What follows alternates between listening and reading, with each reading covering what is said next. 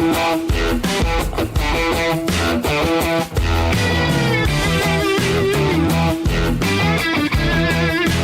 everyone, welcome to episode 2 of Coast to Coast. Steve Bandy alongside Oscar Allen. It's been a long time in between drinks, we know. We're incredibly sorry. Oscar, I think we might make this a beefier episode just to make up for a bit of unhappiness amongst the social world, I guess. Guys, as you're looking at the timestamp, this is our apology to the group. We missed out last week, but do you not worry. This is going to be a banger from the fellas. We've got a great guest coming up, a youngster. We do. Callum Jamieson's going to join, and I'm looking forward to hearing about his debuting experience against the Roos. It was left field, Oz, but it seems nothing this year can be classified as left field because I've never seen anything like it, and I don't think we ever will. There's been chaos the last 2 weeks, none of which more than the fact that my phone has been blowing up about the fact no Coast to Coast this week. It's back. We're back, and we're going to bring you some fire. Do you reply to him?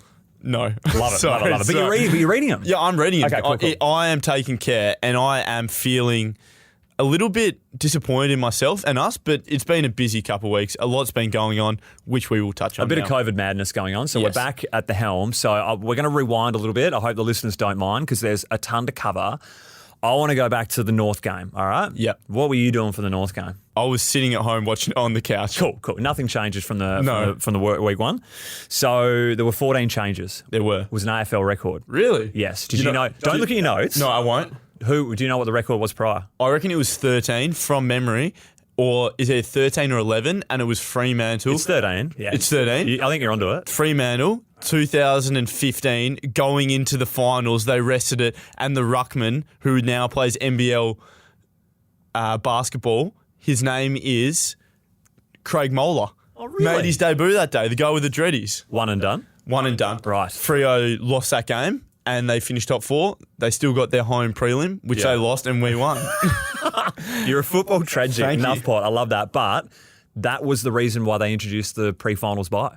After Really? that display from dropping so many punches, they're like, we can't have this happen again. Couldn't remember that. Forgot it all together. So, Jackson Nelson, Yes. injured in the warm-up. Crazy. Yeah. How long before bounce, do you know? Were you were at the game, were you? Nah, I wasn't. Someone else flew this time. So watching the telecast, it was pretty funny because they interviewed Simo live on the boundary line. And as they're interviewing Simo, I was just watching the background. I was like, oh, Jacko's moving averagely. Like, he doesn't move great the best of times, but the big fella's struggling.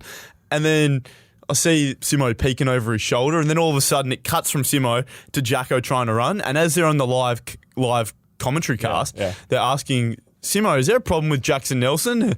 And then he goes, oh, it looks like the Eagles might have another problem. And you could just tell Simo, like, the steam's coming out of his ears. He's like, well, you're kidding me. Like, this is not happening right now. And yeah, I'm not sure Dermot on the commentary mentioned it. As he was going up to the commentary booth, coming down in the elevator and they crossed over, was a guy in a West Coast polo he's never seen before. It was Declan Mountford. Unbelievable. 30 seconds before the bounce was getting a lift downstairs to warm up. Same story got told on Xavier Ellis one year when he got called from the stands at Subi to come play a game. Unbelievable. So Declan Mountford, he's captaining the Colts. Sorry, he's captaining Claremont this year. Captaining Claremont Colts getting a run. Probably a bit illegal doing that one. But he was drafted by the Roos. So how's the full circle of that one? Drafted by this club that he's going to make his debut against. He played 12 games in 3 seasons, did Declan.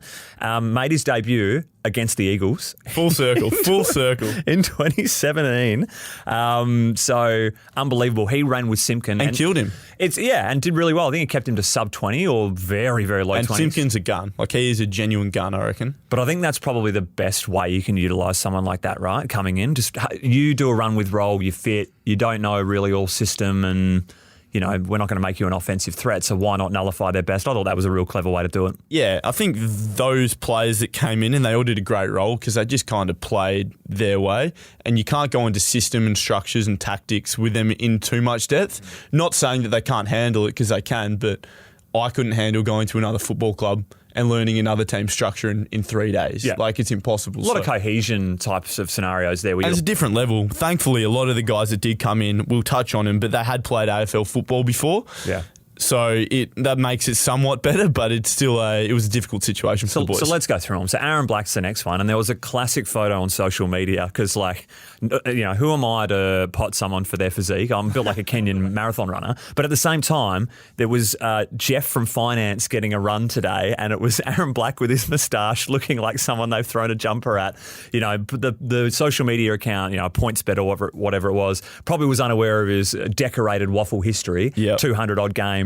A premiership Sandover. What's he, a 6-time state rep, couple of club champs. Yeah. I mean, you'd know him, wouldn't you? Yeah, he was a captain when I made my league debut for West Perth back in the day. And Blackie is a great man, and he is a pig for the footy. He gets a lot of footy. And funny story, I remember going into my first game of waffle footy, I was scared as can be, and I just get a tap on the shoulder, and Blackie goes, "Mate, welcome to the side. Forever you'll be a Falcon. One thing, you get it. I call, you give it." That's all I'm going to say. So now I understand why he gets 35 a week. But he played really well. Kicked a nice goal, had 15, 16 touches. It was a brilliant sort of in-swinger from the correct pocket, and he was interviewed later that week from Channel 10 and said, "Mate, I've practiced that kick that many times to have that little bit of work, the swing, and it was just perfect, man." And it was almost the goal that was like, wow, we are on here. We're going to have the most improbable victory against a near full-strength North Melbourne. Didn't the big fella do the media rounds last week, though? Blackie was doing everything. And watching the game, I watched the derby from home as well on the weekend. And watching the game, I could see, what is going on there in the pre-game show? Aaron Black's getting interviewed pre-game. This bloke must be lining his pockets this week with media. Hope he's got a good manager really stuffing the stat sheet up in his pockets there. Yeah, he took over hosting duties on the game. That is crazy. That is crazy. So then we go to Angus Dewar, formerly known as Litherland, who was a former Hawk, drafted in 2010. He's part of the Subiaco dynasty. He's won 3 flags. He's ended up having 7 disposals, 3 tackles, down back for the West Coast Eagles. What can you tell me? Do you know this bloke? I do. So not closely, but I've got a lot of friends that play league footy at Subi. So they all tell me he's an absolute ripper and is great fun. Simo coached him at Hawthorn back in the day. So another full circle. So Simo knew him pretty well, and he was such a competitor. Like, he was playing, and I thought he was one of our best on the day. Like, stats don't do his game justice. Not for the role he's playing. No, and I think you saw that. I think the way he played was terrific, really embodied a team spirit, and I'm not sure if you've seen his social media account, like Crackers. No. He's so funny. Yeah. Like, he posted some great memes. I'll show you off air. We'll take this offline. Love it. He's a really good fella. Okay. Then, this is the most tragic one, man, is Bubba, Braden Ainsworth. Yep. Former housemate of mine. Oh, I didn't know that either. Yeah. So, obviously delisted in this season, 16 games prior for the Eagles. He's come out and he's got a bit of it, and he's ended up having a knee injury? Yeah, I think he had a little niggle, and I think the call was made for him to come off, which there's nothing him or the club can do about it. So then we go to a medical sub who was actually a listed player, Luke Edwards, who got to have a run out there, which was good for him. But I'm pretty sure because Luke Edwards was obviously not going to be the sub. The only reason he was the sub was because Declan Mountford got the game. So everyone that was fit on the list was playing, and Luke Edwards, from all reports, as well as probably Duggo, weren't going to play because they were unders. That's the way that the cookies crumbled, really. Yeah. So we go now. The list just keeps on coming here. Yeah, I know. This is going to be a long one for you listening. Yeah. Okay. Stefan Gyro. Yep. Former Docker. Yep. 14 games in a couple of years. Yep. From the Peel region. You met him? I have. He was the same drafter as me. Okay. I think he was actually an SA boy. I remember him missing a crucial set shot in a State 18s game that we beat Adelaide by, we beat South Australia by a point in after the siren. Didn't bring that up around the club. Thank you, mate. I should have, but there was other things at hand, I believe, at that stage. Fair. Then we go to Jack Williams. So he was part of last year's draft, pick 57. He's from East Freo. He bagged about 40 in the Colts. So good goal kicker, good forward. Had to play some ruck versus North. Yeah. And they've got that, I don't know how to pronounce his name. Is it Zeri or X? Cherry? Is that how you pronounce it? Cherry. Cherry and Goldstein. Well, they've gone Cherry, Goldstein, and they've got Larky. So they had 3 blokes over 200 centimetres. A tough initiation. And he tried his guts out. I'll give it to him. Absolutely. He tried his guts out, and he was probably one of those players that was thrown in the deep end a little bit, but he really showed some good signs. What can you tell us one thing about Jack Williams in case we don't hear too much from him for the rest of the podcast? Tell me one thing about him. He's a sport nuffy like myself. If you look at his social accounts, he's loving the NFL, NBA, cricket, soccer. He's like me. He's a tragic. Okay. Next, we got Cal Jamieson, but we won't touch on any of that because he is our special guest for later on today. Yep. The big fella. And Are then, you going to bring up the Suf? What's that? Suf Larkey? Nick Larkey? Are you going to ask Jamo about how that one went? Probably not. Probably not, because we've already done the interview. We didn't ask him about it. I shouldn't make the joke. He tried his guts out, and some of those goals weren't kicked on him. Mate, some of it was silver service, like they're streaming forward. And this bloke, Nick Larkey can play. I think he'll finish top 10 in the Coleman this year. He will, And for a bloke that's hardly played key defence, especially against A-grade talent, geez, you felt for him. And who am I to say that? Because when I was Jamo's age, I had 7 kicked on me by Tyler Keitel in the waffle, so we've all been there. All right. So basically, just in a whole, we're going to move on from North in a minute, but if I had told you, Oscar, that Patrick Naish, at the start of the year, Patrick Naish was going to be our second leading disposal winner against North, and we almost win the game, you just think, what on earth are you talking about? I think that's the most touches that the number 28, Tommy Cole's ever had in a game. And that is no disrespect to the Cole man because he's a great footballer, but he's lining Coley's stat sheet. Well, what did he have? So he's had Westie's jumper, Cole's jumper. So Naishi is number 43. And what's going on with that jumper? MIA? Yeah, MIA. Someone's stolen it. Unbelievable. It's a high prestige number. Okay. Matty Allen's got it. If you know, you know. Another major milestone, I guess, for this North Melbourne game was a return of one of your teammates, Jack Darling. And again, if you just said at the start of the season that we're going to have 26 players to pick from COVID, and Jack Darling's one of them, you'd think, what on earth are you talking about? What a full circle again this game has been. What scenes and how do you think Jack handled that sort of internally amongst the club? We had media lining up. Like it was almost like the Thanksgiving Day parade out there in terms of photographers just trying to get a snap of Jack coming to the club. How do you think he handled it mentally?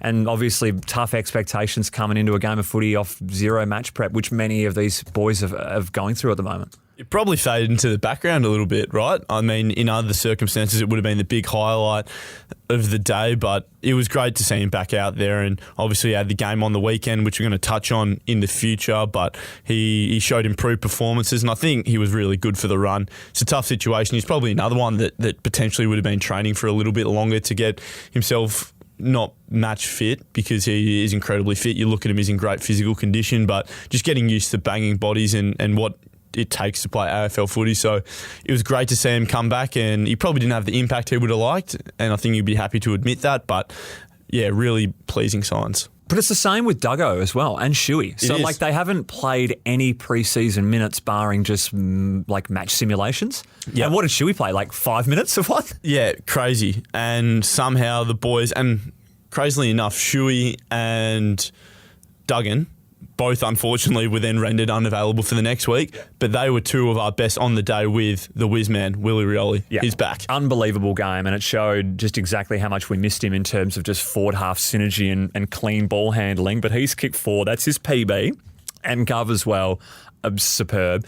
But then all those players miss, COVID strikes, unbelievable scenes. So when you reflect on this, Oz, as I was talking to Rothy about this today on the track, this is the most unbelievable scene that this club will face in terms of professional sport and having so much unavailability and uncertainty as to what team you're putting out on the park. I can't see this ever happening again. I think this period of time, as you mentioned, will be remembered for a long time, and particularly the way we've handled it as a group. I think it's been first class. There's been no complaining, and it's really brought the group together because obviously we're going to have Jamo in later today, and I'm not being disrespectful to him, but other players like Jack Williams have all got an opportunity to play senior footy. And it really brings the group together because everyone that's fit and it's available, you pretty much have a really good chance to play AFL footy. And that's a great feeling for these guys that potentially would have to develop for a period of time, and they will continue to develop, but it galvanises the group and brings everyone together. And not only is it good for their development, but it's good for our culture and the spirit that we have at the football club that everyone's in. There's no you're in, you're not. we're in this together. We're going to go through it together, and yeah, I'm really proud of the boys. I love the fact that it's probably going to move you either up or down on the rung of where you sit on the emergency situation.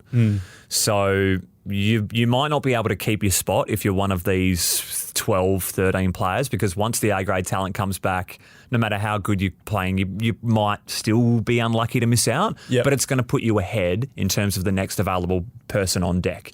So it's a basic tryout period to move up the rankings, I feel. And it gives you an experience with whatever it may be. Potentially you're in an emergency and you go to travel with the team now. Experience what travelling's like before you're exposed to playing, which is something I was fortunate enough to happen to me.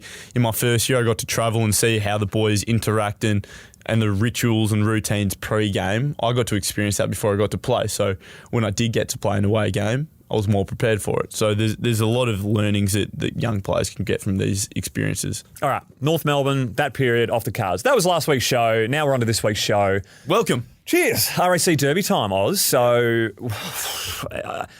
COVID has run riot again in the club, and Freo seem almost unaffected by it all. So you're putting that down to more fathers maybe in the West Coast Eagles squad, because the kids seem to be carriers to a degree around town, from the people I'm talking to. Yeah, it is frustrating. I mean, there is nothing we can do about it except take the necessary precautions required, and obviously Freo have done a great job with avoiding it, so congratulations to them. But it is also, I'm not saying I hope that 20 Freo players go down like we've had, but it's one of those situations where it does affect things, but you can also look at the silver linings. Well, hopefully we've been through our run and have been affected with these protocols. Maybe it'll come back to benefit us in the future. I don't know, but I think on a positive note, and I just want to mention this, the AFL have done a terrific job with allowing us to, it might seem like a little thing, but to move the announcement of the 25 and the squad for the game back a day. Some people listening might think, well, that's irrelevant, it's not important, but when there's such changing times and it's pretty tumultuous for the coaches and the staff around the football club, it's been a real help for them to allow us to do that. Fair enough, Toe. So Longy, gone, unable to coach. Yep. I wonder what kind of feed he's getting into his home. Like, I had this conversation with some people this week. Because would he be getting behind goals vision set up with a few different monitors and be able to do it? Because you can't coach watching off the broadcast. It's impossible. My question was, is he zoomed in to the coach's box and it's like Jamie Graham, who was taking charge, he's coached one other game. That was for the Eagles in 2018. Got the best record for coaching either side at 2-0. Perfect. And I'm wondering, is he sitting there pretending he's the head honcho and really there's like JL like over the side like, Jamie, do this, do that, like actually running the show and no one knows about it? Well, no, because when obviously against the Bulldogs. Did anyone ask him that? I haven't watched the press conference of the Freo game. I don't think he'd divulge exactly how little he had to do with it if that was the case. Yep. But he obviously had full control because Simo in 2018 against the Dogs, he had flown back to Perth, so he was well out of the frame. Whereas Longy's on the couch, I wanted to know what the system was at home. Like, was it just, was it like NFL Red Zone where he's got 6 avenues? Yeah, just plenty of different avenues and communication lines. Who knows? But in the end, Jamie Graham notches up a win. Freo were missing a few. They were missing some key people. Here's what the Eagles have been dealing with, obviously, from the coach's mouth. This was Simo on 360 last night for anyone living under a rock. There's two things for us at the moment. There's obviously COVID, and we're going through what everyone else has been through in early January. So, a cluster of players will get it through families and kids and parents and teammates. And then there's the recovery piece. So we had 10 players in the weekend who came out on Thursday and we didn't have a choice really. We had to play them. And how we managed them throughout the game. And the second piece is the injury toll that we had a few weeks before that. So just those two things combined have given us around 25, 26 players to choose from, which, look, that's never happened in my time. So dealing with that, being pragmatic, trying as hard as to win, and knowing the competition's brutal, and we've got to start winning, otherwise the season will slip away. So we're trying to grow, and we're trying to win at the same time. So Oz, we're going to go. Here are the not so good things. Okay. All right. Yep. You got your notes there? I do. 27 changes in the last 2 weeks. Yeah, that is not so good. No. It's pretty hard to sustain energy levels and competitiveness when that is happening. Getting blokes out of their isolation, 2 days before the game? Yeah, it's tough. and I'm not sure how it's going to be managed in the future because this is something we haven't experienced and not many other people have experienced. So how long is it until they can get back to their full fitness? I don't know. That's just me speculating. I don't know anything, but yeah. As a respiratory illness, you would think it's going to play a bit of a role when you got to run, 12K on the weekend? Yeah. And hit some people? I can imagine it'd be tough. Yeah. So it's going to be, it's funny because all other clubs will want to know that data and they'll want to ask us about it. But obviously we don't want to say anything about it. So this is an interesting thing where a bit of competitive advantage comes in. Yes. But also being a good human being comes in. Don't be a flog. So, we'll wait and see. The club always handles these things well, so I'll back them in. Interesting. We are the guinea pigs to a certain degree. So, lowest score in a derby. Yes. I think Jack had a chance to avoid that with one of his set shots. Yep. So it was 47-48 was the lowest prior. Thought we might have had a lower one than that. Yeah, that's pretty good from the boys. I had this absolutely bucketed down in some derbies I've seen. So somehow that wasn't the lowest score in one of those rainy days. The previous worst was in 2012. Made a semi that year. Really? Is that an omen? Yeah. We'll go with it.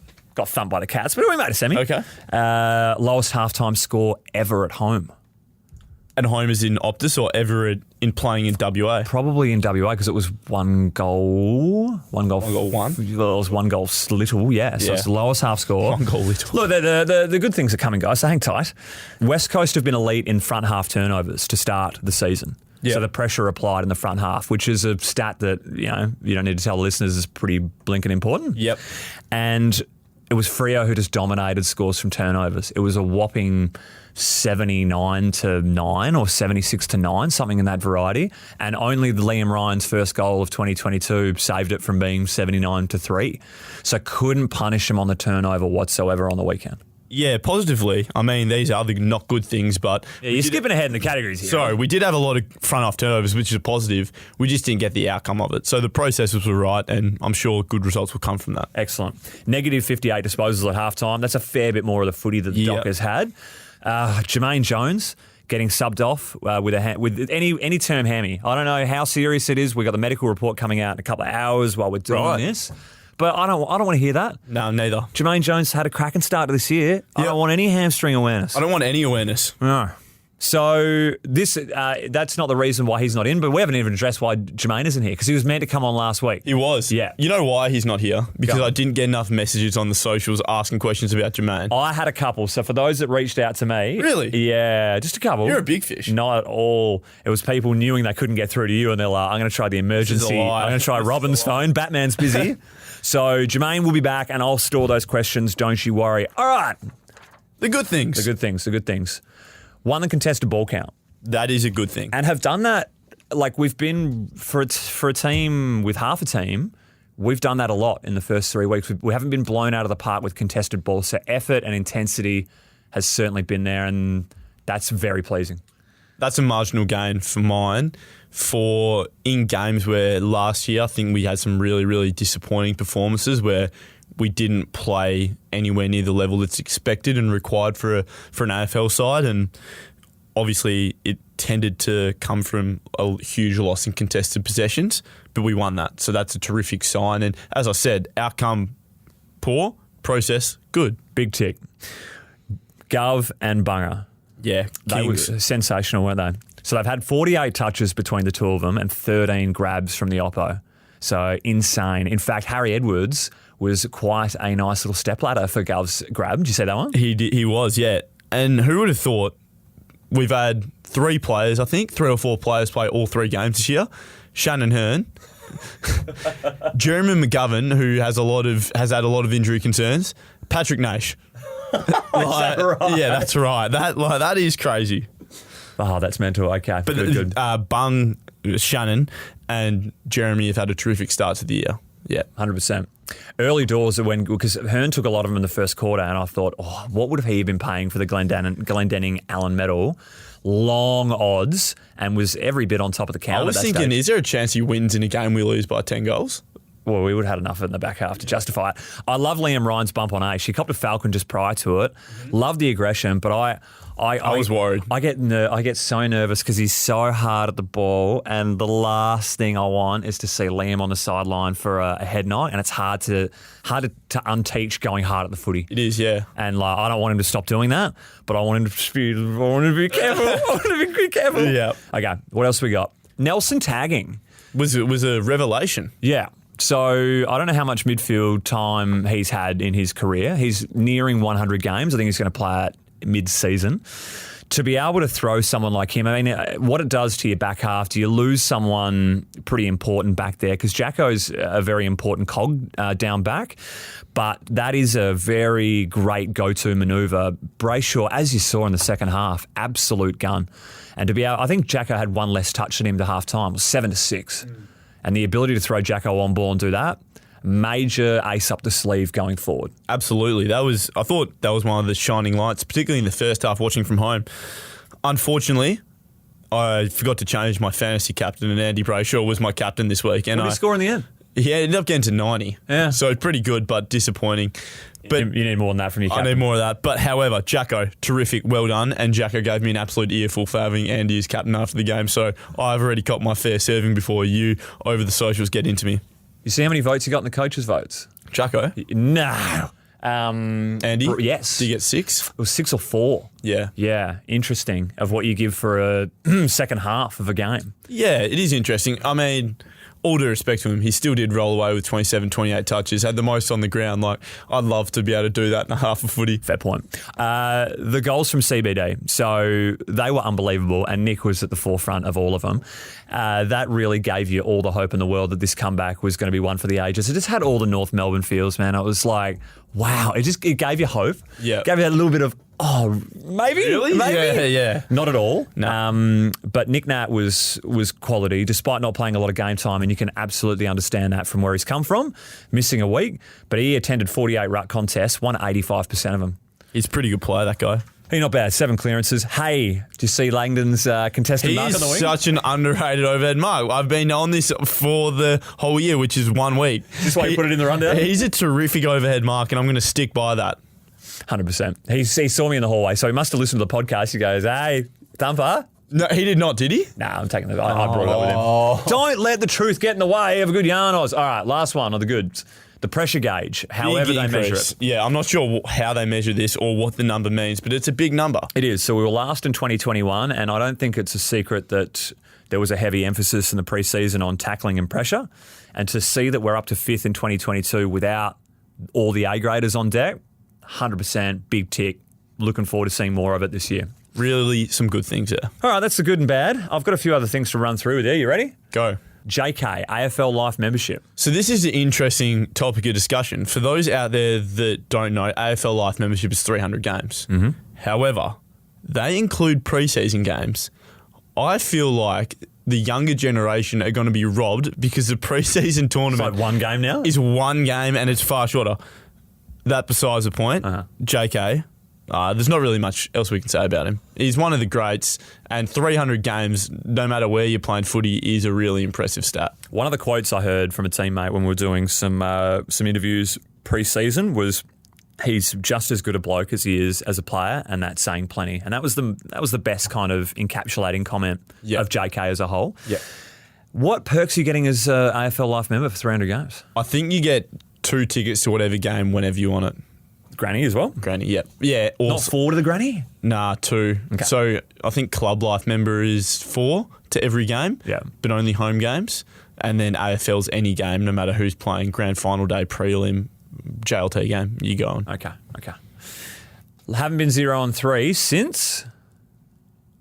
Didn't we win the spoon in 2010? Win it. We won it. We were given it. We were given the spoon in 2010, and we were 0-3 in that year. I'm good with my knowledge. You're not bad. You're enough pot. So I'm pretty sure it's like, and they said this on Adrian Barrich's segment with Cuzzy. Did you say that during the week? What? So Cuzzy's doing like a preview now for Channel 7 where he previews the game. I'm assuming WA games. Right. Yeah, have you seen it? No. How's it to watch? It's not great because Cuzzy works best when he's just ad-libbing and talking like we are right now. Yeah.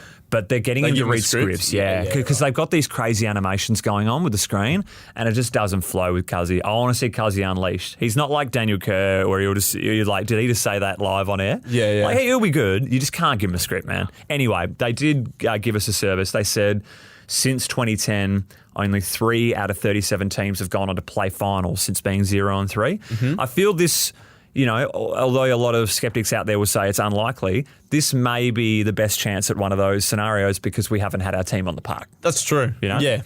That's a silver lining. Yeah. I think we haven't had the best team out there, so obviously the results aren't going to be as positive as they perhaps could be. Correct. But one thing I also want to point out to you, Oz, and you might not know this, so all 4 tipsters on this Channel 7 pre-game show have tipped West Coast. That is rogue. Well, I'll tell you why I think this is, and I think it's just a blight of any kind of preview footy show. I think they get them to do them all at the start of the year.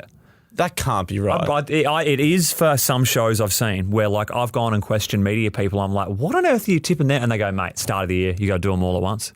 No. Why on earth would you have all 4 people going for a depleted West Coast outfit? And I reckon, and like, it just doesn't do wonders for your credibility, does it, on air? If like you're seen to be making incorrect tips, because this is the one time where you change it and be like, hey, do you mind making me look like I know my footy? And can I tip the team that's got most of their punters in? Yep. Anyway.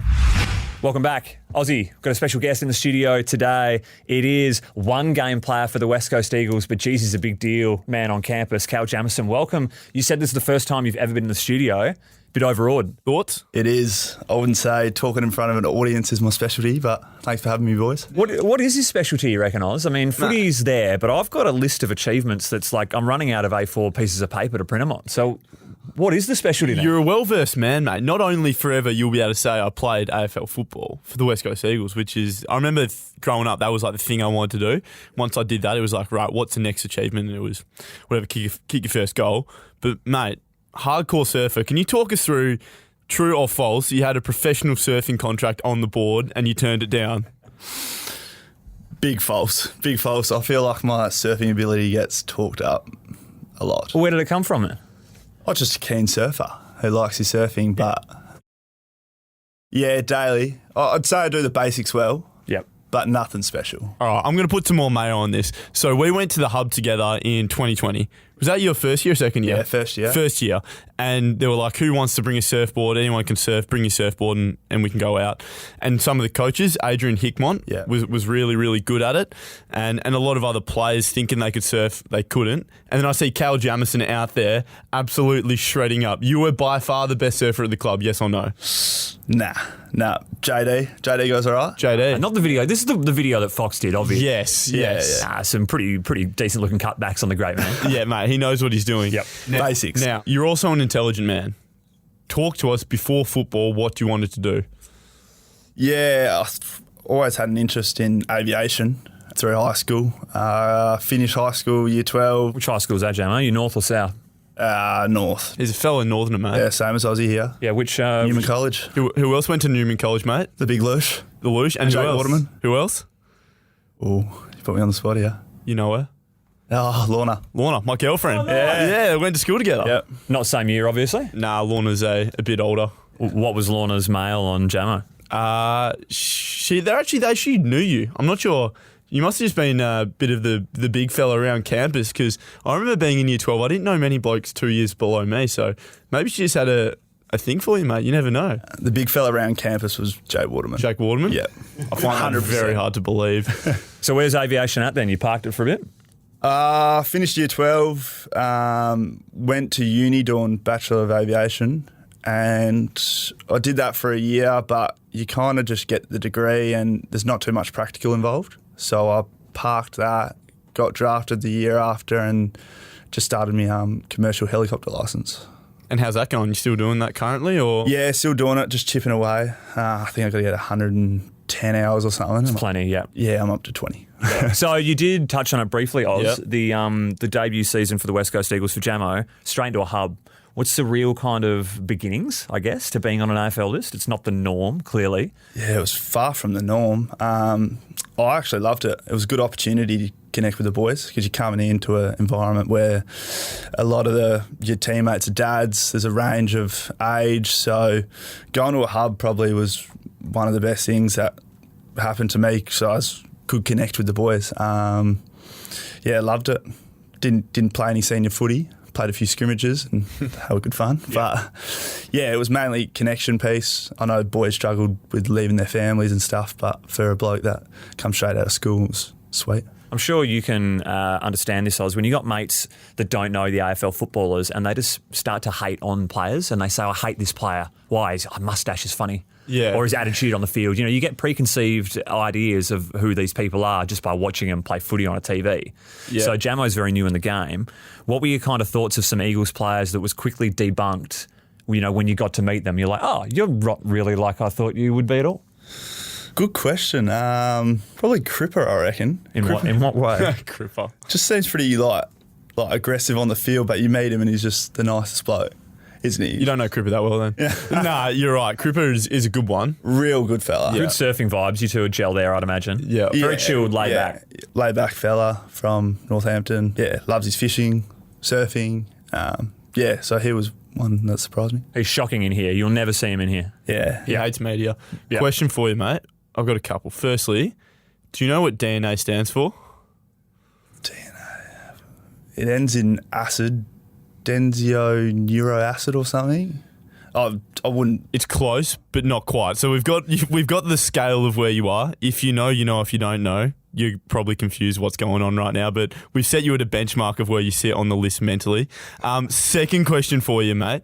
The first season in the Hub, I have fond memories of. So at the Hub, there was a football oval next to the field, next to the accommodation where we were staying, and the lights would become turned on at about 7:30 because we'd asked the groundskeeper to.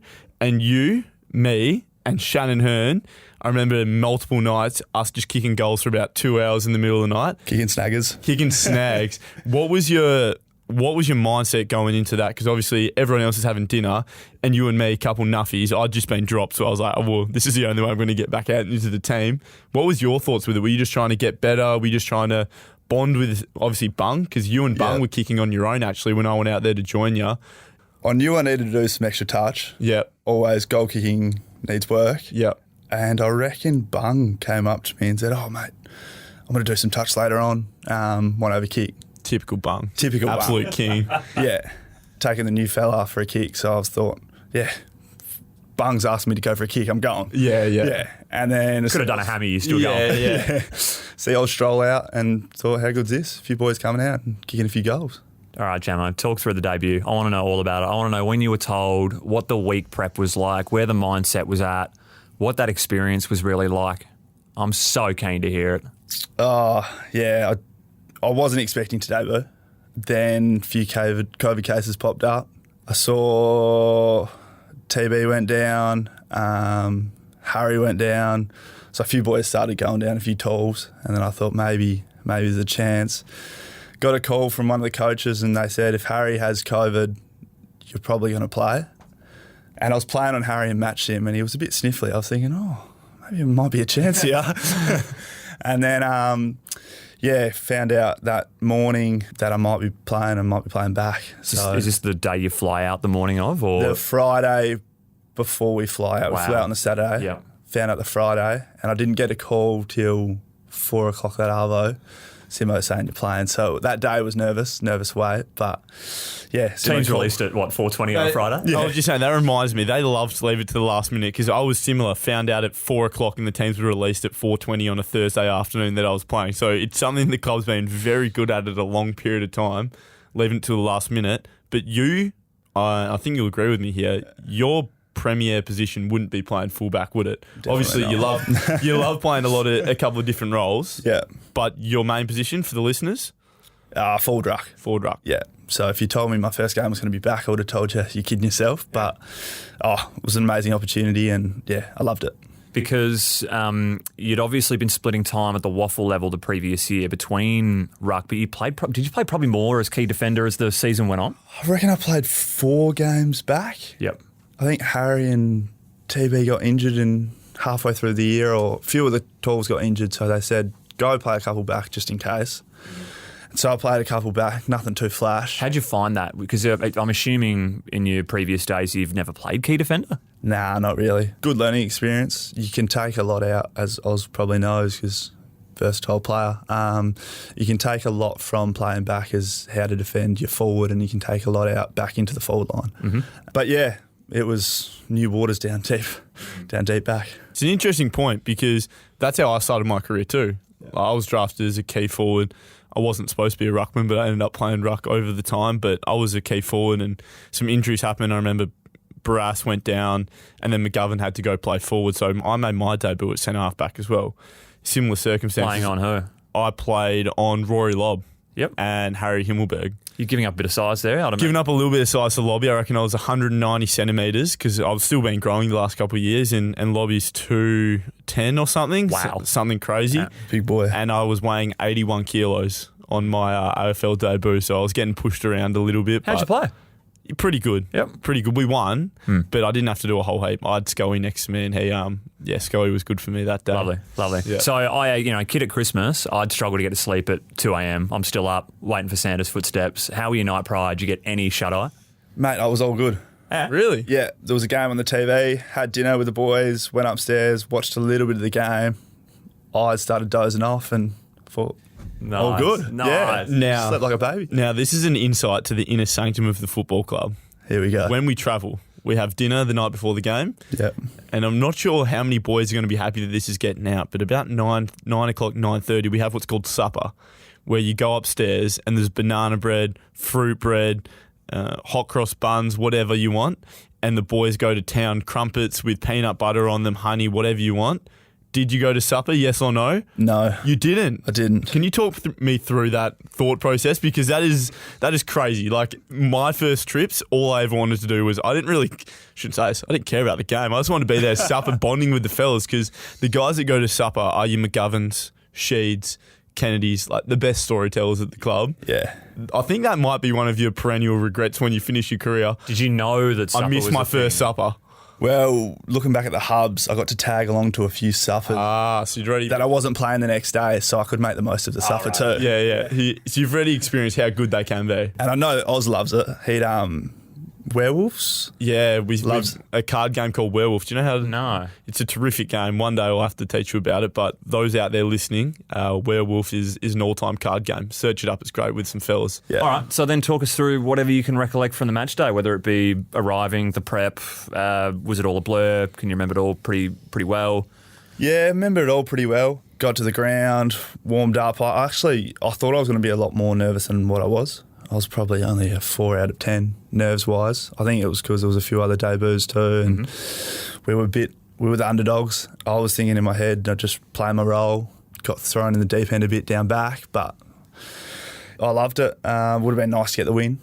I thought the boys had a good crack though, but yeah, it was a good experience. Played at Marvel, second time playing at Marvel, but When was the first? 18. An 18s champion. I watched that game actually. Yeah.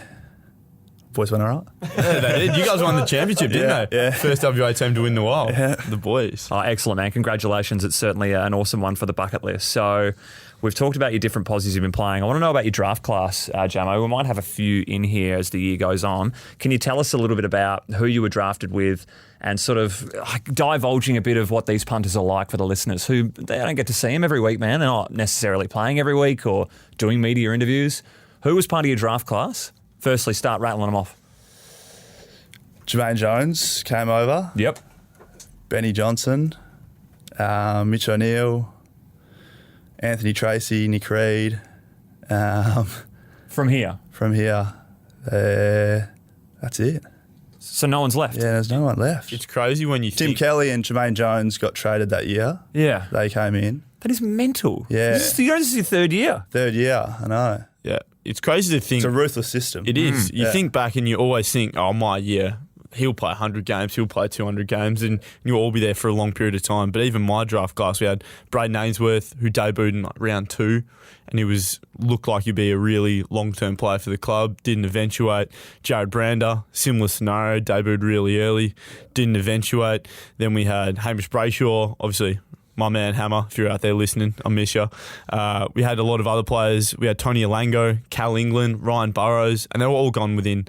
This is my 5th year. They've all gone within my first 4 as well. And you look around the football club, like a lot of guys and their really good friends in their draft class disappear, and it becomes I'm not sure you might be able to touch on your experience, but that draft class, they're your best friends. You do everything with them. You train with them.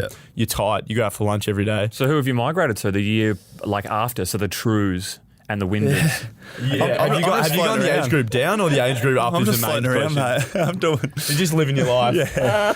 But it is interesting because when you get drafted, you think, your mates think, oh, yeah, you'll debut, you'll play 100 games, how good's this? But it can come and go so quick. The hardest one is when you're a superstar of your team. You've been a superstar of your team for at least 10 years and you're joining a club where you're now at the bottom rung. And it's a really hard concept to grasp for these youngsters coming in, either having to play less minutes out of position or not getting the time, accolades or attention that they're used to. Were you a gun junior footballer? Because I was a genuine battler, so I reckon it's actually been a positive for me that I was no good when I was younger because I never actually experienced being the guy. So I've never had to think about or expect to be the guy. Who was the guy in your teams then? Well, my underage footy, I was not a very good footballer at all. Like I didn't make state 15s, state 16s. I was barely playing waffle footy for West Perth at 16s. Colts footy, my underage year, just got through, played footy but wasn't great. My draft year, I became higher acclaimed, I suppose, as the year went on and got drafted. But I've never been like a standout. Like I don't think anyone would have said, man, he was such a good underage footballer. Like my friends say to me now, I don't know how you're good at AFL because you were a kicker when you were playing Colts footy. Well, you know how I know that Jamo's got the breeding to go the distance? Go on. It's the North Beach pedigree. Oh, it's the North don't Beach start me on mate. this. He's got it. He's got the makings. You're a of fellow Northerner. I am a fellow Northerner, but I actually played for Whitfords and Sereno Duncraig, so I've got some enemies at North Beach. But all my good mates, and we share a lot of mutual friends that play at North Beach and are close friends through the area. North Beach Junior Football Club all the way through? Yeah, all the way through. Played at North Beach. I was actually at Kangaroos Saints early on. double header. Were you there as well? Yeah, man. Oh, Yeah. what is going on here? Yeah. No, This is just a little trifecta. we had to merge, I think, with Newman, and we had to merge with someone back in the day. That's how you know you're a battling football club when you got to merge. Yep. And I was a battling player too. You were? Yeah. And I think it was a late developer. Are you much the same? Yeah, I was a really late developer, yep. All right, Jamo, so you're presumably going to play a bit more waffle footy this year, and it's a late start to the season. So how are you going mentally, kind of getting fit, prepared to do nothing on the weekends at the moment? Yeah, it's been interesting because I've been emergency the past couple of weeks, and so you're not playing footy. So you want to get games under your belt and get your match fitness in, but it's also you want to be emergency because you know you're close to being selected. Yeah. Could be Declan Mountford coming in from the stands. Yeah, so it's tough, but I just want to play some footy. I just want to get in and start getting match fitness and get games under your belt. You met a few of these new teammates that have come on board at the West Coast waffle variety?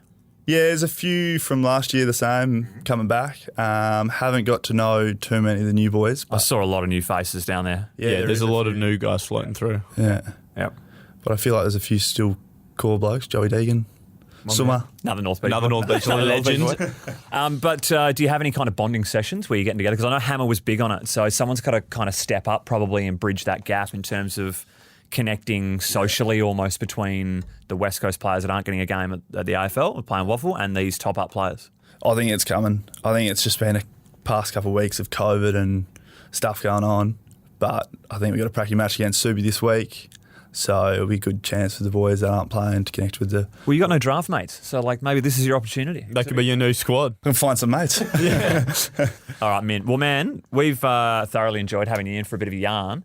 What's on for the weekend? Play some footy. Hopefully, play footy either if it's AFL level or waffle level. Other than that, mate, not much. Who's the waffle got this week? Who's the scratchy again? Subi at Leaderville, I reckon. Yeah. Crowd come? Couple thousand maybe. Yeah, but the crowd's real loud. It's all good. Get down there, watch the boys. Yeah. So anyone that wants to go, it'll be the first look because there was no East Freo game last week, or was that the one prior? Did you play last week? Nah, I didn't There play was last a game week. last week, but there wasn't any. I think only Luke Schneiderker was the only listed player. Gotcha. Playing. Okay. But yeah, there's a full scratchy this weekend, so go down and support the boys. All right, check it out. Jamo, thanks for your podcasting debut. This will not be the last time. I look forward to seeing some kind of defensive ruck, role pop up in the future because I reckon you'll have your hands all over it. Thanks for having me, boys. No worries, mate. Thank you for coming in. Hey guys, Elliot Yo here. Make sure you tune in to Coast, the podcast that no one's listening to. He's got a point because we're not releasing episodes on some weeks, so maybe no one is listening. I mean, he's true, but it's a floggish comment from the Youngster. Can't argue with you. So, a couple of things I want to run past you for a bit of nuff talk. Oz. We love that. Yeah. Let's go Budweiser, 1,000 goals. Yes, the Budweiser. Yep. So the bloke who caught the ball in the stands. Yeah, this is weird. I'm not sure. Did you see... Saw all of it. Saw all of it. Did you see Zach Tui putting someone to the ground and then I did. That was also awesome. So why that was so great is because at first glance you thought Zach Tui's that people are running on the ground. And he's absolutely leveled someone. He's lined him up. Yeah. But both of them have said sorry at the same time. And certainly the bloke that got mixed and is on the floor immediately apologised. And where does that karma get you? Because he's dropped his wallet and Zach Tui's ran gone off. over. Yeah. And Zach Tui's gone and got his wallet and grabbed him in the crowd and given him his wallet back. Yeah. Zach Tui seems like one of the greats. Lad. It was a great... I don't want to touch on it because it's been touched on all the time, but it was one of the great footy moments. Like watching it from home, and it feels weird because he's kind of like a competitor to me. Well, not kind of, he is a competitor to me, and we do play the same sport against each other at the same level, but like that was one of the best moments I've had watching footy in my life. Like I love that. It had shades of the Melbourne Lightning game where you just have to come inside for 20, 25 minutes knowing that there's a little bit of game to go and you've got to keep warm and keep motivated. It was so bizarre. Yeah. So bizarre. Yeah. Especially the game was done and dusted at that point as well, whereas at least the Melbourne one, there was some hope that we might string something together. There was some great poetic nature in it, really. Like for it to happen at the end of the game's over, Buddy's played well. It was a Friday night game. It was at the SCG. Everything's worked perfectly for it, rather than it being 5-minute mark of the first quarter. Like everyone's got to get cold again. And then that last 5 minutes of footy was absolutely bruise-free pre-season footy if I've ever seen it. So it should be. Yeah. Well said. And one of the things that I loved, and it was pointed out on Footy Classified, was if you watch that game, I'm not sure when Buddy had his goal, but minutes prior, Tom Hawkins had the ball right half forward down the other end having a shot.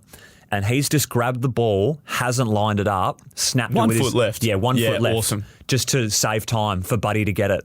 Just the Do you reckon that's what it was? Yes, I do. Or do you reckon he was just like, I'm actually going to play devil's advocate here and disagree with you because I reckon he was just like, man, mate, he's 40 out. He's not next to the point post. Well, I think he's like, man, we're down by like 7 or 8 goals, stuff this, 1 foot left, bang. How do you do? Yeah. Like, you don't reckon there's some key forward code going on there? No, I reckon he was just like hated what was going on and he had a tough night, so he's like, get me out of here. I reckon Tommy Hawkins had enough career success where he can be like, you know what, we've lost this game, I'll push on, I won't be this.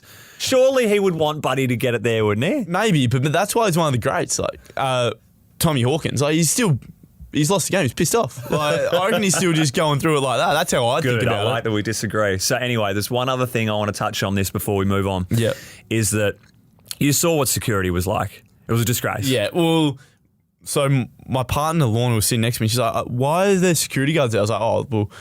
And she goes, oh, they're not going to stop him. I was like, yeah, then they're never going to stop him. That's not the reason they've got security there. It's just there for the look of, no. We do care about player safety. I think if there was no security there, it'd be exactly the same. People rushing on the ground, but it would be a worse look for the AFL. I got 2 things. Okay. One, why wouldn't they have had security guards Usain Bolt it and just go straight to Buddy? Okay, good point. And just be like, right, we're the 2 guys that are going to be, we might not be first to him because we're carrying some kilos and there's some whippets out here that are doing some Ks, but we'll be at least near him enough where we can then, because like they've got to think what's next. So they might not have thought that they're going to have picnics and, out on the wing and take 25 someone minutes. scattered their mum's ashes on the ground. That is just crazy stuff. I mean, condolences to the family first and foremost. God. What if he didn't get you can't be doing that. What if he didn't get it and you're on the train home with an urn? And then, what are you doing? Oh, yes, took me mum to the footy, but I'll have to take her to Melbourne next week. But, mate, there's so much going on here. I don't reckon... You've obviously seen it 1,000 times. I reckon they did have the plan of security guards run to Buddy, just form a circle. You reckon? I reckon they did, but the problem is... They missed the kick hard. It hadn't even come off his boot and there were people on the field. Like, that would be one of the all-timers if he's missed that. Because people were already on the field. They weren't going back off. Like, surely you're U-turning. You're U-turning, are you? You're getting done for running onto the ground. Yeah. So they're lucky that it went through, but... Here's my second point. Go. So... AFL Grand Final Day every year. You know those parties that go on social media? Yes, and people are on the ground dancing with like the stage? Or am I completely off base? You are. What are you talking about? All right, that's me. That's Coast to Coast. Thanks for listening. No, so like, as in, when you have those Facebook, the phase of the Facebook party where like they just throw it all open. Oh, and it's yeah. like, what's going to happen? Like the guy, what's his name? He was on channel like Sunrise. one of the best interviews of all time. Yeah, with the glasses. sunnies? Yeah. Can you take your glasses off? I don't want to. Because I look cool. Yeah. So if there's not a, like an invitation or an event or a, sort of an online gathering where it's like, right, we're all going to storm the ground at the grand final. Yep. At Final Siren, and we want to make this a tradition. Let's do it every year. What are they going to do? What are they going to? It's like it's like running of the bulls. Yeah. There'll be some casualties. There'll be some people that'll get caught. But if we band together and make this a tradition, what would stop them? I think people have enough sense of how like it should work. Like this is a once in a lifetime thing. Yeah. I can't see maybe when I'm like 70 or 80 this happening again. So I'm hitting 1,000 or 100 in a season. But I think the AFL just kind of let it slide, and I actually reckon they were happy about it. I mean, it was Gill seemed comfortable. I reckon that was a great endorsement for the game. How many people care about the footy? Well, made the US sports shows. And I don't think grand final day, it's kind of you're celebrating with your teammates. You're not a part of it. Whereas I know fans didn't kick the goal, but this is like something that's happened for generations. Also, did you remember 2008 when Buddy kicked his 100th? Was it against us? It was against Carlton, and Fev kicked 7 that day and needed to kick 8 to kick his 100th, so Fev was left on 99. But someone got pinged for streaking onto the field. The first person that jumped the gate got given a fine back then and banned from the stadium. Really? I haven't heard anything, but does anyone know if people from the SCG, anyone got a fine? Yeah, it was. One guy hung around too long. So Really? basically, I did say that was funny. That was funny, yeah. and he got the Bronx cheer by fine. the crowd too. Yeah. So he outstayed his welcome. I'm not going to talk about the evacuation at the MCG where there was a food outlet. That was so rogue. It was weird though, wasn't it? Oh, and like the day after as well, just what is going on with footy circles? Well, I read something today that they're 300 or 400 workers short at the MCG to open all food outlets at the moment. There's major shortages of employment to fill them. Crazy. Yeah, it's mental. Crazy. Okay. Do you want to give props to WA? Yeah, For WA, cricket? the GOAT state. And I have arguments with Andrew Gaff and Alex Witherden, 2 Victorians, about WA is the best cricketing state. We won all 4 forms of cricket this year. We haven't won a Shield since 99, so does Gaffey and Witherden have a point barring this year? God, no. We win every single year in the Big Bash and the one-day format. Some would say the Big Bash isn't the litmus test of where cricket's at. We've also got a lot of senior players in the Australian fold. Agreed. And that is a form of sporting where it is completely biased and dominated towards Victoria and New South Wales, and we're still dominating. 100%. Do you know my brother played state cricket? No, I didn't. What happened to you? Mate, backyard cricket games against him were not enjoyable. Bat or bowler? He was an all-rounder. Oh, it's even worse. He once got his eye socket smashed and broken nose by Dirk Nannis. Remember him? Dirk Nannis, he is the reason that Tim Payne's career didn't eventuate, Why is that? apart from the not to be speaking. Sure. But Tim Payne broke his finger, I think it was a pinky finger, because he got a short ball by Dirk Nannis in a community, like a friendly cricket game. Right. And that finger required 15 surgeries, and he was supposed to come into the Australian fold as the next keeper after Gilly. Finger's pretty important in keeping. And then that's why Brad Haddon obviously came into the fold, and then after Brad Haddon, there was the Peter Neville. Look at you. You're going full Jack Williams right now. I know, full Jack Williams. Nah, he bowled a short one at the MCG one dayer. Bro's going back to pull it, top edge, through the visor and grill, and shattered everything. And then they had to change the helmet after that incident. So good times all around for Bro. All right, man, I'm going to go through. He's a good commentator, Dirk Nannis. He is. He's really good. He's not bad. All right, let's go through some tweets there, okay? Yes. I've got one. Go, hit me with it. I've got one from KR, and I enjoyed this one. He said 3 rules that need to be abolished. Okay, I'm here for it. All right. 1, the third man up rule. He said third guy gets pinged if he goes up. You just make it that way. Here's why I entertained it for a while when I thought about it deep down. Mm-hmm. Here's what I don't like about it, because you've always got to think, what are the junior ramifications of changing rules like this? Yeah, well, I think it folds down different levels of footy, right? Yes, it does. That's why I believe they've brought in this new stricter interpretation, and it's been interpretation of the conduct to players towards umpires. I think it's been well as I said, a lot of people have talked about it, but it is really important because it's something that a junior footy and particularly amateur footy is becoming an issue. They need those numbers down there, 100%. So what I don't like about it is like if you just have their ruckman go up, you can just have some bloke catapult into him from a third man up and just lay body all the time. Like if you're playing a Colts game or a Waffle Reserves game and you're playing against a ruckman that's super dominant, you're like, mate, let's just crash into him all day as a third up with a 20-metre run up. Exactly right. You know what I mean? You can kind of exploit it in that way. And when you watch old footage of footy, it is so strange seeing a third man up. I just think that is so dangerous. How will not as many people injured all the time? Yeah. So, yeah, I agreed with him. I think he had something about didn't like the waiting or having the ruckman, the nomination facet of it. Was what was grinding his gears. The 666 rule, he said, why bother? And my retort to that was, did you see what just happened on the weekend in terms of like Geelong's comeback against the Pies, the fact that West Coast had 2 goals in 3 possessions, like it's good for footy. This is why footy is one of the best sports because every other sport, once one team scores, the other team gets the ball and an opportunity. I know there's other sports where it's not the case, but on most sports, soccer, I score, you get the ball. Basketball, I get in the ring, you get the ball back. AFL, nah. I score, back to a 50-50 contest. Let's go. And that's why momentum is so prevalent in current AFL footy. Teams get on a run and there's no structural calls that you can make to stop the flow of footy, really. So it's up to talent and just getting the ball first, which is great. So do you want 666 to continue that? I like it. Yeah. I mean, coaches would hate it and it is frustrating when it goes against you, but it just makes for a great spectacle. Look at the grand final last year. Melbourne were dead and buried, and they kicked, the last 10 or 11 goals in a row because of it? Like, how great's that? You know that I went and got a beer and went to the toilet with a minute and a half remaining in the third quarter of the granny? You did not. I did. And you missed like Oliver's goal. Missed it all. Who Petrarca kicked a cool goal. Yeah. Mate, I came back to the seat and honestly thought I was that blind that I'm like, I've forgotten what I've seen. Like, what's happened? I couldn't understand it. And I didn't want to ask anyone because I felt stupid for asking.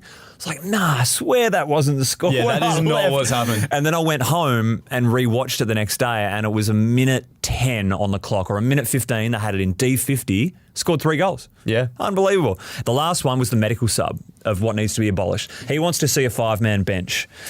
Ooh.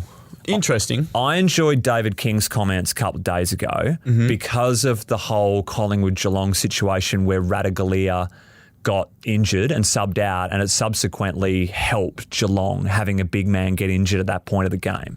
I didn't see that, but that's a good point, yeah. Yeah, so then they had some fresh legs, big for a small, coming back. He proposed that if, the only tinker that you would have with this medical substitution rule is that if some team uses it, you're then allowed to use yours. Oh, I don't mind that though, Oz, because it kind of it evens it up more. If you want to pull the trigger like they have pulled it, then you can pull it essentially because it's all about equality, right? It is, yeah. It's all about keeping it even. You don't want to be a man down, and that's why they introduced it. So this is now, it's not a loophole, although I will find one tweet from Sad Menman that was quite interesting while you give your thoughts. Yeah, I'm really at a loss here purely because I don't want to make headlines or anything, and that's not what we're here for. However, we do love making them. Yeah. We're in a situation where if this happens, how different is this from the regular sub that we used to have, which obviously wasn't in the game for a long period of time because it wasn't greatly appreciated by players and coaches. We're getting to a really interesting, murky stage in football where if we're not too careful, we'll start changing the rules a lot. And already every year, and there's no other sporting competition in the world that changes its rules as frequently as the AFL, where you have new rules brought in every single year. NFL do it, but they don't seem as drastic, I guess. These are huge rule changes. And all of a sudden, if you go, well, there's 5 people on the bench, well, there's been 4 for the last however many years of AFL football. Not that many, because we didn't have 22 in the 92 final, I know. We had like 21 maybe. Yeah, but no one was coming off the bench anyway. True. So it didn't really matter. But now, like, guys who are playing as medical subs get a game as well. Mm-hmm. All of a sudden, you have someone who's played 50 games who's played 20 games because he's a versatile player that's young and get him amongst the boys. I know that's a huge exaggeration on what could realistically happen, but yeah, it's murky waters for me. I like it, Oz. What do you got brewing away in the message? So I've got some socials. First one is made me giggle. Braden Saunders at Chocolate Saunday. Great name. Love it. He goes, where do we send our questions for next week's pod for JJ? Sorry I didn't follow you earlier. I'm just trying to watch my follower-to-follower ratio. You know how it is. Firstly, mate, I respect the follower-to-follower ratio. Secondly, mate, you message the questions to where you message this question. That is the correct avenue. Thankfully for you, we couldn't get JJ this week. JJ will be on next week. So Hopefully. Braden, you can send that question that you were so badly wanting to come in. So good. To me. Had some ones. Simon Costa at Costa89 West Coast. Weekly guests for Coast to Coast, Hamish Brayshaw. I'm sure we will try to get the big fella on. No promises. We'll see what happens. We'll get him on for 1 week.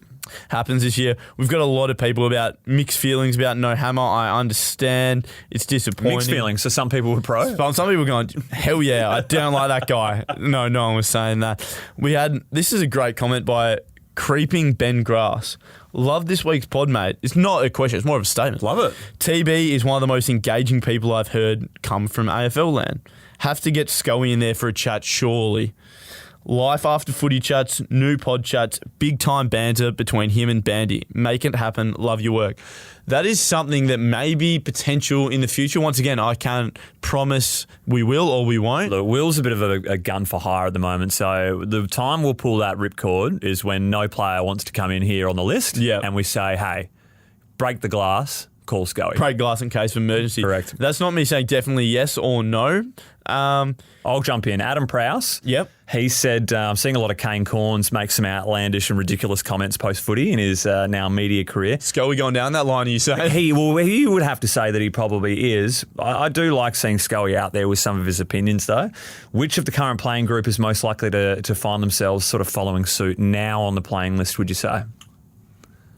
Who could you see doing that in the future? I hope people wouldn't say it to me, because although I do a lot of media, I don't think I'm very supportive, and I don't like bagging other players in the industry that much. They probably say you because you're the best media performer, but who would be most likely to go down the route of like, I have the personality and thought process to mimic this sort of role? Yeah, Yoey.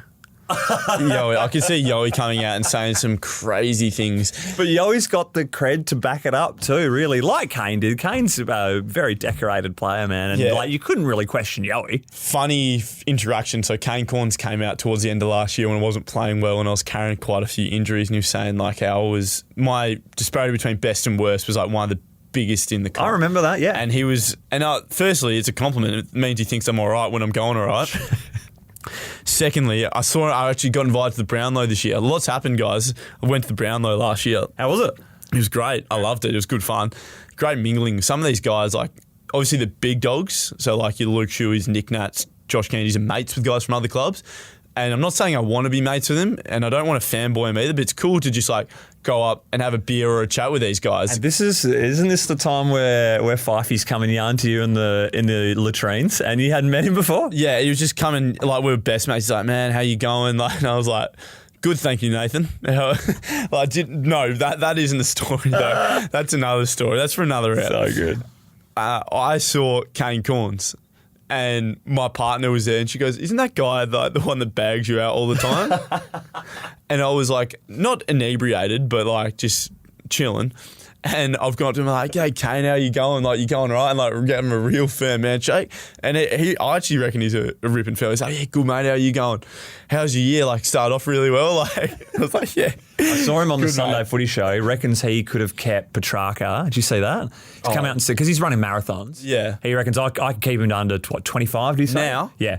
Now. Anyway, Adam Prowse on prowse.com.au said, I just gave him that one. Is he back again? Did he message? Yeah, that was the one about the one I just did. Right. He just gave me, this isn't a question, it's just I like people messaging me about this. He says, g'day, champion. Hope this message finds you at the earliest convenience. Champion.